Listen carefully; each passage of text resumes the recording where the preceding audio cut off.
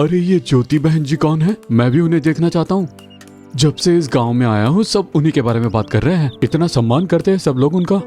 वो क्या इस एरिया की काउंसिलर है? आप यहाँ पर नए आए हो ना, इसलिए आपको पता नहीं। धीरे धीरे सब जान लोगे।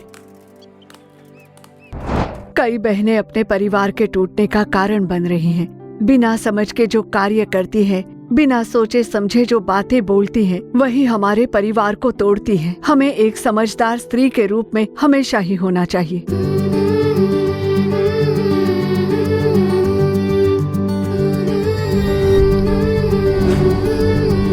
खुशहाल परिवार। मसीहा में हमारे प्रियजनों, खुशहाल परिवार नाम के इस कार्यक्रम में आपका स्वागत करने में मुझे बहुत खुशी हो रही है। महिलाएं हमारे देश की आंखें हैं। जैसे एक पुरानी कहावत है कि स्त्री बना भी सकती है और बिगाड़ भी सकती है।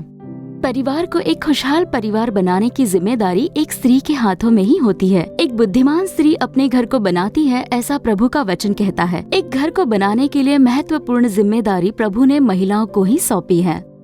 परिवार में आशीष के लिए, देश में बेदारी के लिए सबसे पहले स्त्रियों के बीच एक बेदारी का आना जरूरी है। ऐसे प्रभु ने ब्रदर मोहन सी लाजरस को दिए हुए एक योजना का भाग ही है ये खुशहाल घर कार्यक्रम। ये स्त्रियों के लिए स्त्रियों द्वारा आयोजित एक कार्यक्रम है। इस कार्यक्रम से जुड़े रहिए और प्रभु के नाम की महिमा कीजिए। और भाई मोहन सी लाजरस आपके सामने आज इस कार्यक्रम में आपको परिचय करवाएंगे। चलिए देखते हैं। खुशहाल परिवार। मेरे प्रियजनों, प्रभु यीशु मसीह के नाम में आपको मेरा प्रेम भरा अभिवादन। मैं खुशखबरी सुनाने आया हूँ। विशेष करके स्त्रियों के लिए ये खुशखबरी है। हमारी सेवकाई में बच्चों के लिए कार्यक्रम होते हैं, युवाओं के लिए भी कार्यक्रम होते हैं, परिवार के लिए कार्यक्रम होते हैं। ऐसे अलग अलग तरह के कार्यक्रम होते हैं और उन लोगों को प्रभु परमेश्वर के वचन सुनाए जाते हैं। स्त्रियां जो सेवकाई की योजना में, परमेश्वर की योजना में बहुत ही महत्व रखती है। आने वाली बेदारी में स्त्रियों का एक बहुत ही महत्वपूर्ण भाग होने जा रहा है। और उतना ही नहीं, एक परिवार को बनाए रखने में स्त्रियों की महत्वपूर्ण जिम्मेदारी है।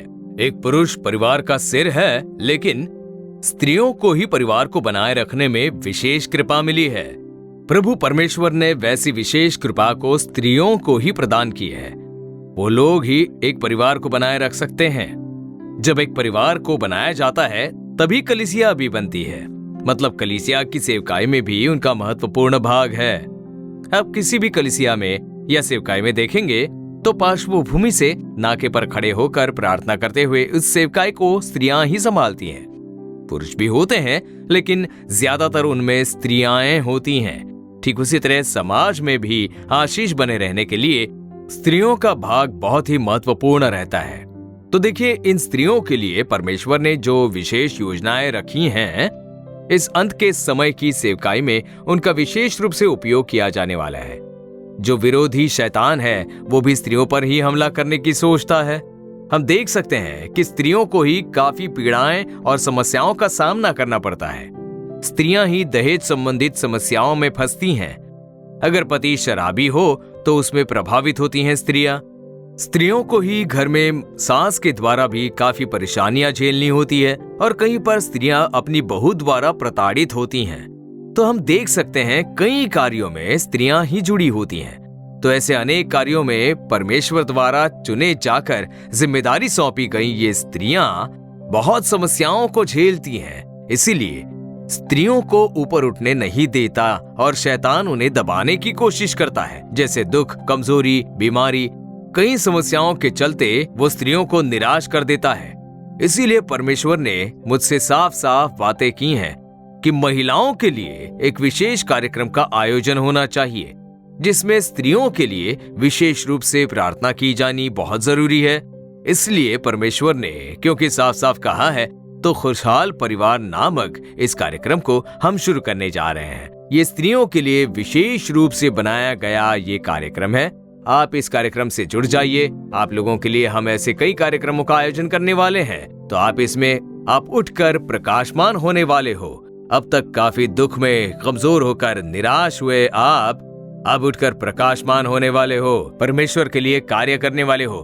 तो हमारे इस कार्यक्रम से जुड़िए। हमारे इस कार्यक्रम के लिए आप प्रार्थना कीजिए और आपके आस पड़ोस और सभी जानने वालों को इस बारे में बताइए। जो लोग प्रभु यीशु को नहीं जानते उनसे भी कहिए कि खुशहाल परिवार नामक कार्यक्रम आ रहा है, आपके लिए आशीष होगा। इसे आप जरूर देखिए और प्रभु का आशीष पाइए। हमारे हर एक सोशल मीडिया चैनल पर आप इसे देख सकते हैं, मतलब दुनिया के किसी कोने में भी। अगर आपके बच्चे, आपके रिश्तेदार दुनिया के किसी भी भाग में हो तो उन्हें बताइए, वो कहीं से भी इस कार्यक्रम को देख सकते हैं। ठीक है, आपके लिए हम प्रार्थना करते हैं, इस कार्यक्रम को देखकर आप प्रभु के लिए कार्य कीजिए, जय पाकर एक विजयी जीवन जिए। आपके द्वारा आपके परिवार में आशीष होगा, आपकी कलीसिया में आशीष बना रहेगा, समाज में आशीष बना रहेगा और परमेश्वर की महान बेदारी की योजना आपके द्वारा पूरी होगी। परमेश्वर आपका उपयोग करके आपको आशीष देने के लिए प्रभु यीशु के नाम में आपका अभिवादन। कार्यक्रम को देखकर आशीष पाइए। आमीन। तो आपने भाई मोहन सी लाजरस द्वारा दिए गए इंट्रोडक्शन को देखा, तो अब हम सीधे कार्यक्रम की ओर चलते हैं।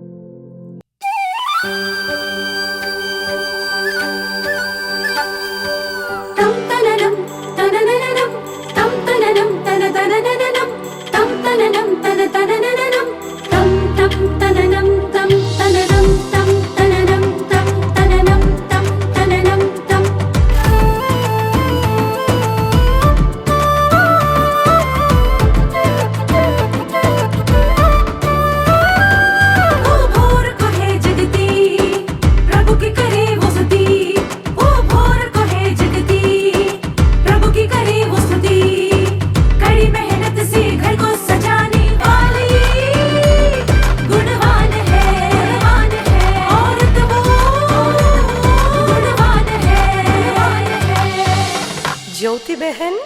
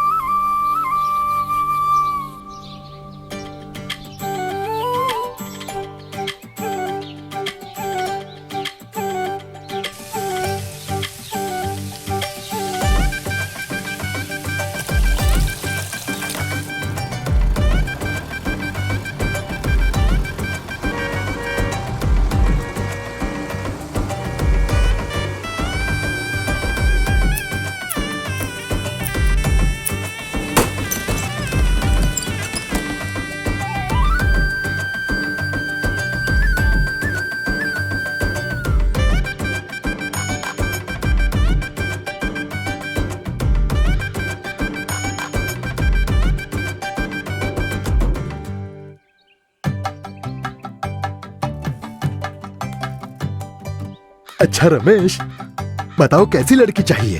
हाँ, बिल्कुल पतली कमर वाली चाहिए। है क्या कोई? हाँ हाँ है ना। कहाँ? हाँ, अस्पताल में मिलेगी। बात करना बहुत है। बड़ी कॉमेडी कर दी तुमने। मैं तो हंस पड़ा मैं। अच्छा रमेश, तुम बताओ कैसी लड़की चाहिए तुम्हें? भाई साहब, मेरी कोई बहुत बड़ी ख्वाहिश नहीं है। हमारी ज्योति बहन जैसी बहुत ही सुशील हो बस। मतलब इस जन्म में तो तुम्हारी शादी होने से रही। अरे शुभ शुभ बोलो। आज के समय में वैसी लड़की कहाँ मिलेगी? फिर भी देखता हूँ मैं।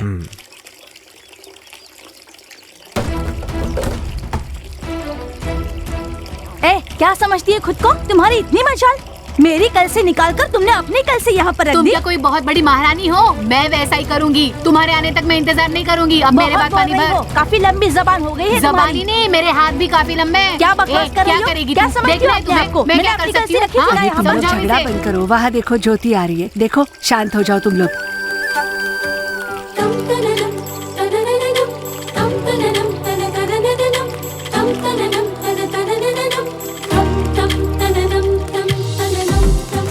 मैं बहुत दिनों से देख रही हूँ तुम्हें। मुझे तुम्हारी बात ज्यादा सुनने ही की कोई कभी हो तुम जरूरत नहीं है। आजकल। अरे जल्दी बांटो पत्ते, कितनी देर लगाते हो? ऐसी जल्दबाजी कर रहे हो जैसे जीत जाने वाले हो।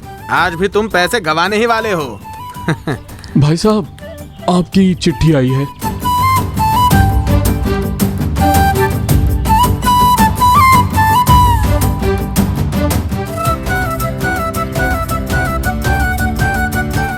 क्या सिर्फ चिट्ठी आई है? कोई मनी ऑर्डर नहीं है? मनी ऑर्डर आया तो क्या मैं रख लूंगा? आपको ही तुला कर दूंगा। हाँ हाँ हाँ।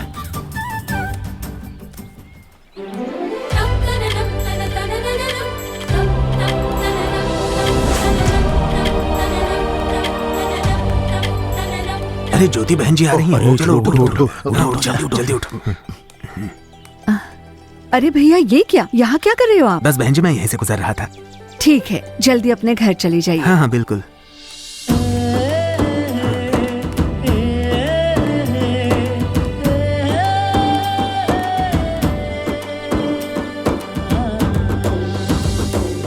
अरे ये ज्योति बहन जी कौन है? मैं भी उन्हें देखना चाहता हूँ। जब से इस गांव में आया हूँ सब उन्हीं के बारे में बात कर रहे हैं। इतना सम्मान करते हैं सब लोग उनका। वो क्या इस एरिया की काउंसिलर है? आप यहाँ पर नए आए हो ना, इसलिए आपको पता नहीं। धीरे धीरे सब जान लोगे। अच्छा, तो कौन है ये ज्योति बहन? क्या आप भी उनके बारे में जानने के लिए उतावले हो? एक सामान्य परिवार में उनकी शादी हुई और आज एक सामान्य जीवन जी रही हैं। ज्योति बहन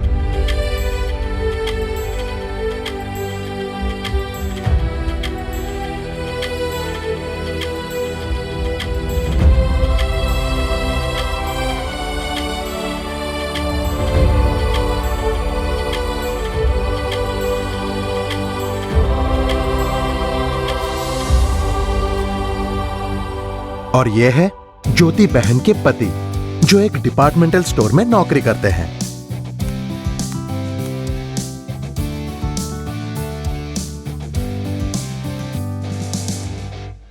उनके 2 बच्चे हैं, एक बेटा है, एक बेटी है। दोनों ही पढ़ाई में बहुत होशियार है।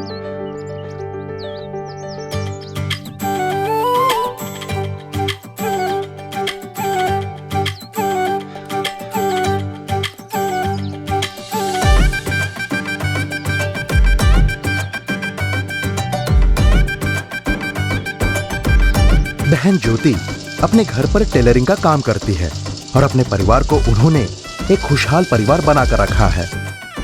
यह भी तो एक सामान्य स्त्री के समान ही है, फिर इनका सम्मान क्यों किया जा रहा है, ऐसा आप सोच सकते हो।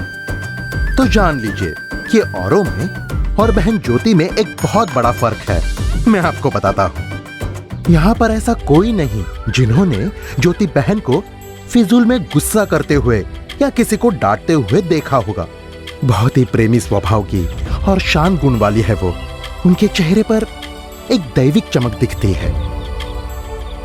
इस गांव के लोग उतनी आसानी से कोर्ट कचहरी के मामले में फंसते नहीं हैं, और उसका भी एक कारण है, वो ज्योति। वो जो भी सलाह देती है उसी के कारण सब लोग उनके प्रति इतना सम्मान प्रकट करते हैं।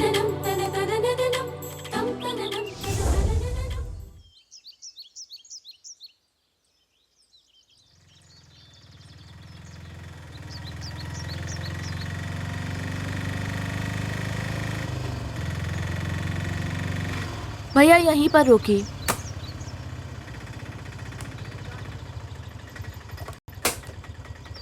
हाँ? ये लीजिए भैया।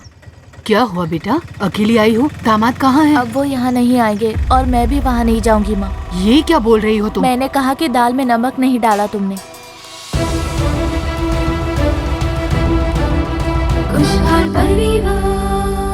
हमारे प्रियजनों, हम मानते हैं कि ये सीरियल आपके लिए बहुत ही लाभदायक रहा होगा। ज्योति बहन नाम के इस कार्यक्रम को आप लगातार हर हफ्ते देखिए और इस समय बहन जॉयस लाजरस आएंगी और आकर प्रभु का संदेश देकर हमारे लिए वो प्रार्थना करेंगी। विश्वास के साथ और प्रार्थना के साथ आप इस कार्यक्रम से जुड़े रहिए और परमेश्वर का आशीष पाइए।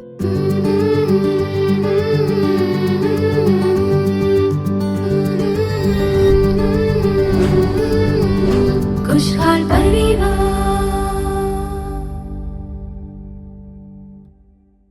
मेरे प्रियजनों, आज के इस दिन हम बुद्धिमान स्त्री के बारे में देखने वाले हैं।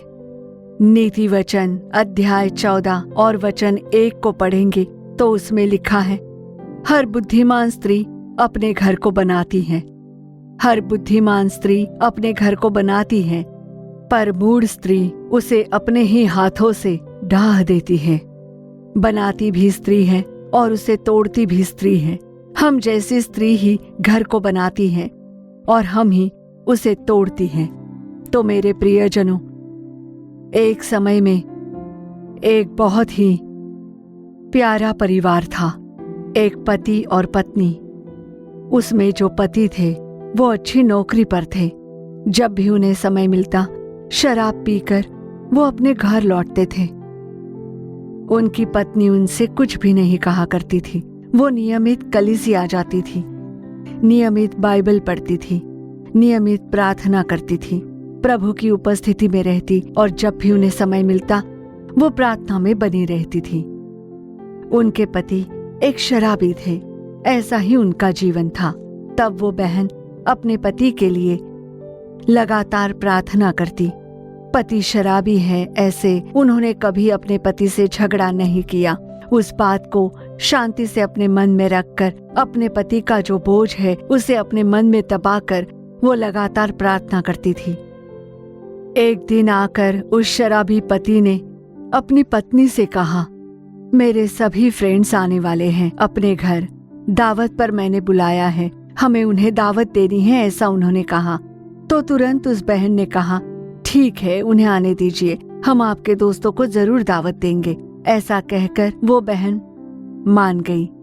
अब देखिए, उनके पति ने सोचा, जो हमेशा शराब पीकर आते थे कि मैं हमेशा शराब पीकर आता हूँ, देर रात पहुँचता हूँ तो भी वो दरवाजा खोलकर मुझे अंदर आने देती है, कितनी भी रात गए वो मेरे लिए दरवाजा खोलती है, फिर रात को खाना खिलाती है, बहुत ही प्रेमी स्वभाव की है। ऐसा उन्होंने अपने फ्रेंड्स को, उनके जो शराबी फ्रेंड्स थे, उन्हें बताया, पर किसी ने उन पर विश्वास नहीं किया। तब उन्होंने कहा कि ठीक है, एक दिन तुम सभी लोगों को मैं अपने घर में दावत देता हूँ, तुम उस दावत में आना, मैं अपनी पत्नी से तुम्हें मिलाऊंगा, तब तुम जान जाओगे। ऐसा कहकर उन्होंने बुलाया तो फिर बात पक्की हुई। अब उनके दोस्तों का दावत में आने का समय हुआ। उन्होंने अपनी पत्नी से भी कह दिया। अब उनकी पत्नी दावत की तैयारियां कर रही हैं। दावत की पूरी तैयारी हो गई। घर में मेज को सजा दिया गया था, थाली और पत्ते सजाए थे। सारी तैयारियां करने के बाद पत्नी उनके दोस्तों का इंतजार कर रही थी। अब देखिए, जो आने वाले थे वो सभी उनके पति के शराबी दोस्त थे, और वैसे लोगों के लिए भी वो बहन बेसब्री से इंतजार कर रही थी कि वो कब आएंगे और कब मैं उन्हें खाना परोसूं। वो बहन उनका इंतजार कर रही थी और फिर एक के बाद एक उनके पति के दोस्तों का घर में आना शुरू हुआ। वो बहन दरवाजे पर खड़े होकर अपने दोनों हाथों को जोड़कर एक मुस्कान के साथ, खुशी के साथ, प्रेम भाव के साथ उनका स्वागत करने लगी। खुशियों के साथ उन्होंने दोस्तों का स्वागत किया। उनको घर के अंदर बुलाकर मेज पर बिठाकर, मेज पर सभी तैयारियां जो पहले से की गई थी उसके अनुसार वो सभी दोस्त बैठ गए। अब खाना परोसने का समय आया। सब लोग उस बहन की ओर देख रहे थे कि इस बहन का जो व्यवहार है वो कैसा होगा, किस तरह से वो खाना परोसेगी, वो देख रहे थे। पर वो जो बहन थी वो एक मुस्कान के साथ ही खाना परोस रही थी उन्हें। सब लोग खाना खा ही रहे थे और उनमें से अचानक एक व्यक्ति ने पूछा कि बहन, क्या हम आपसे एक सवाल करें? तब उन्होंने कहा कि क्या है, पूछिए, आपका ऐसा क्या सवाल है उसे पूछिए।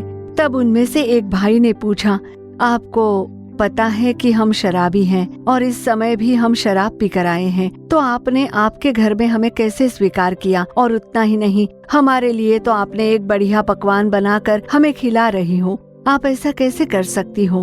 आपका मन इतना उदार कैसे? और इतना ही नहीं, आपके पति भी तो शराबी हैं।